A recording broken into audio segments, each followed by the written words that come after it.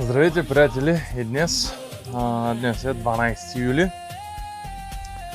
Ето, видях, че има доста голям интерес към сътърчето Double Grind Крабак. Затова ето ще ви покажа следващото моделче. Поръчка отново.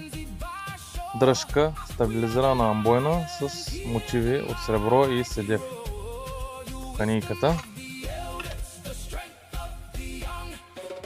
Ето го сътърчето. Тук също сме с неръждаем дамаск на дама стил. Шарка грабак. Неръждавейка G10 и стабилизирана амбойна. Я да видим сега това дали ще риди със собствената си тежест. Ето. Представя се добре и това. А то е много тънка хартия, както Станчето ще споменава в един коментар, че е много трудна хартия за рязане. Хубав ден на всички желая и до нови срещи. За повече информация посетете сайта ми slavknife.com.